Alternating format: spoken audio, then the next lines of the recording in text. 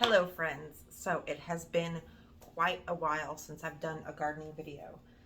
Um, things have just slowed down naturally, but I got a new plant because, oh, you guys are wobbling really bad. You guys know that I love to um, buy clearance plants from big box stores because if you don't have a lot of money, or if you just don't want to spend a lot of money putting in a garden, because it can get expensive super freaking quick. Um, this is a great way to get perennial plants like bushes, hedging, all that stuff for cheap. More than half price usually. Like at this time of the year, we're looking at like a 70% discount on perennial bushes, things that you would buy normally for, so let me show you. And things like this, they get rid of all their stock, but if you're knowledgeable about plants, then you know that a lot of the shrubs, even if they look dead, they can just be sticks. It just means the plant is dormant. It's a deciduous plant, so all the leaves fall off and all of the energy goes down into the root system for the winter time. And so it has, like, the appearance of the plant has nothing to do with the health of the plant. Now, if the health is in question, you can just scratch the bark a little bit, and if it's green underneath, it's alive. So I got this. This is a big, this is a lavender chiffon rose of Sharon. I already have a blue chiffon rose of Sharon, which I also bought on clearance, but it was like half this size. It's this size now that it's been in my garden for almost 2 years. But I bought it same time of year. It looked exactly the same. And this is normally $30. So this is how big is this? I don't know, gallon size. Normally $30. I paid $7 for this, you guys. $7. So if you go to Lowe's right now, even if it's not in the clearance aisle, it's usually this time of year, everything's on clearance, all of the plants. So $7. So we're gonna go plant this. It says Rose of Sharon's do really good. I'm down here in zone 7A. If you're not sure of your zone, just type in growing zone and then put your zip code, and it will come up with your growing zone, so you know what things do good in your area. Rose of Sharon, you'll see a lot of these growing in a lot of like older growth gardens. They're just a really beautiful, they're in the mallow family. And something I learned this year is the greens on this plant are edible, and they have like a whole bunch of vitamin C. They're better for you than spinach. So yeah, you can eat them the exact same way you do spinach. I've seen people cook them, put them in quiches, put them in soups. I've not tried it myself, but I know you can eat them. So this is a full sun plant. It will get 8 to 12 feet tall and 4 to 6 feet wide. So this is a zone 5 through 9. It's uses in specimen. It's a specimen plant, borders, hedges, containers. It blooms in the summer.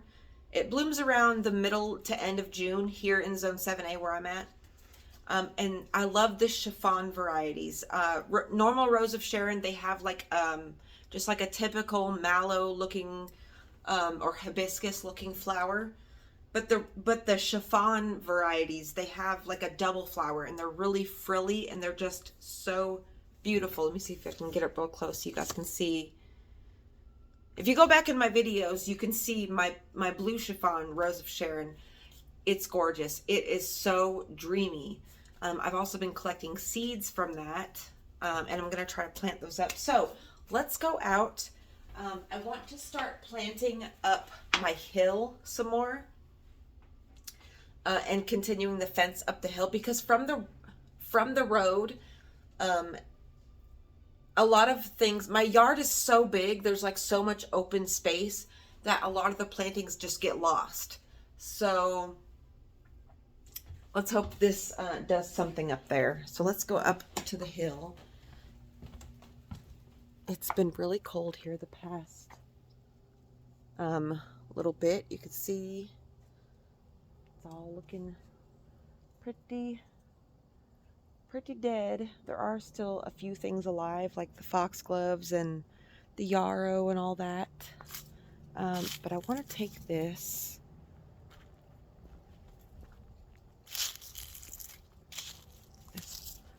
beautiful rose of Sharon, and I think I'm going to put it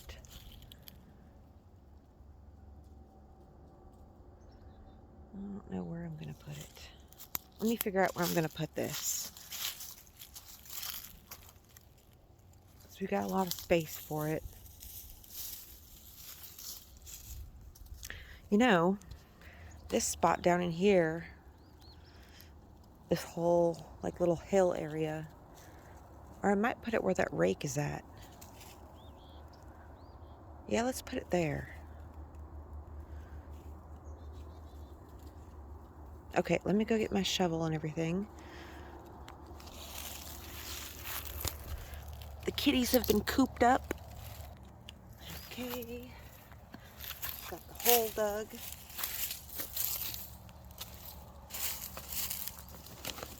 Now for this spot, the soil does look really good because for the past few years, I've been burying logs and leaves and stuff in the garden, which is why I leave all of the like cut down plants up here to degrade. It goes back into the health of the soil. So I don't have to add much for this to thrive, but just in case, I am going to add a little bit of biotone or plant tone. I don't know, just about a teaspoonful, just to give it a little, so that stuff is there. It won't start using it until it puts on growth, so it will just be there for the plant to use when it needs it. Make sure all of these weeds are off the top.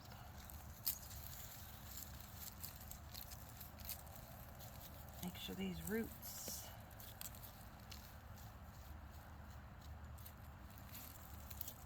are a little bit frayed. Just stick her right in there.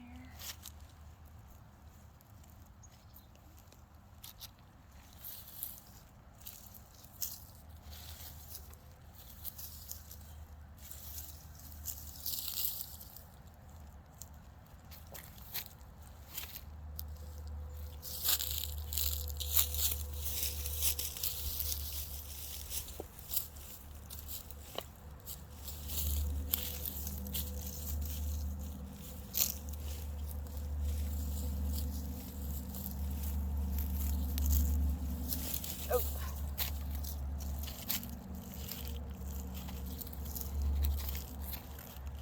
There we go.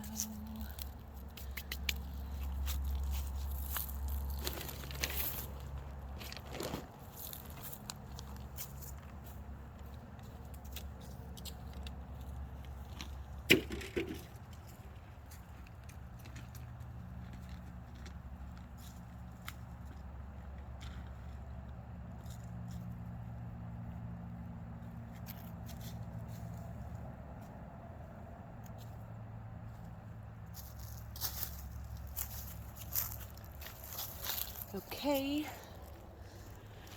so you can see that I took down that arbor.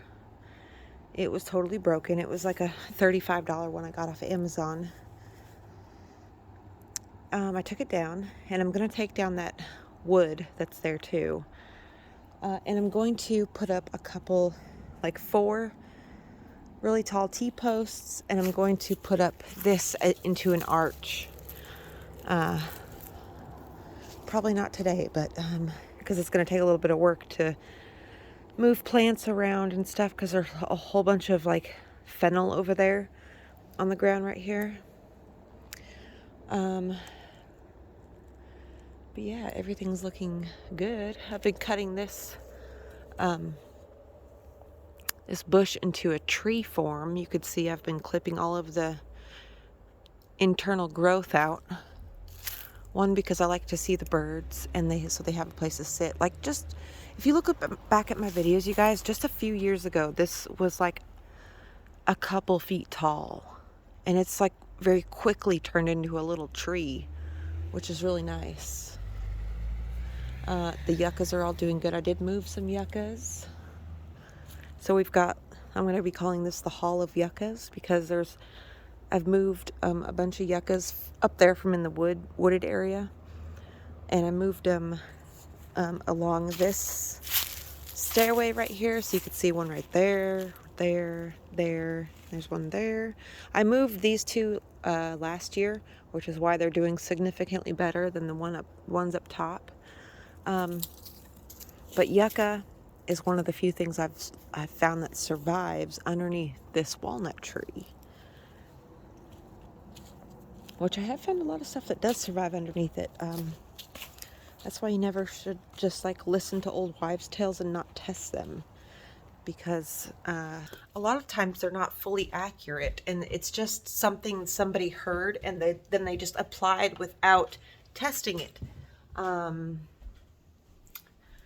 So, you know, you test things out.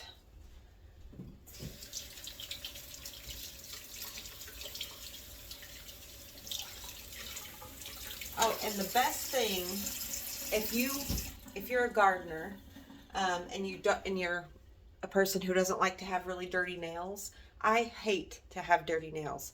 So one thing I highly recommend is one of these things. Okay, so like if you buy like one of those little nail kits from the grocery store or the dollar store or something, these always come in them. And a lot of times I used to just throw these out because I was like, I don't need that. But this is perfect for like just hitting your nails.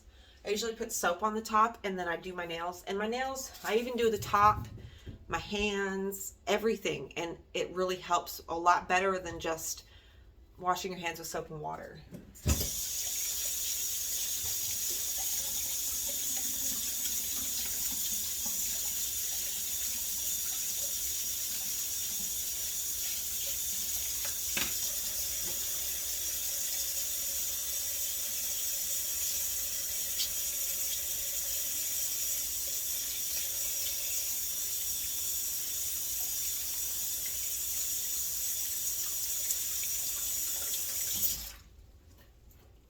Anyways, guys, I hope you enjoyed seeing this little piece of the garden after so long. I hope you guys are continuing your gardens that I have inspired you to do, that a lot of you have told me about. I hope you have continued to garden, and I hope you have continued to explore that and really, like, you know, just figure out what you like and what you can grow. I would really love to hear updates on your guys' gardens if in the past you guys have told me about gardens, even if I hadn't inspired you and we've connected over gardening. Please leave a comment down below. Tell me how you're doing. Tell me how your gardens are doing. There are so many of you guys that I've connected with that I still feel like we're friends. And I get it, you know, we don't have to talk, it's cool. But I just want to hear how you guys are doing. You guys see how I'm doing. I really, like, genuinely want to know how you guys are doing. If you want to share that with me, that would be really great.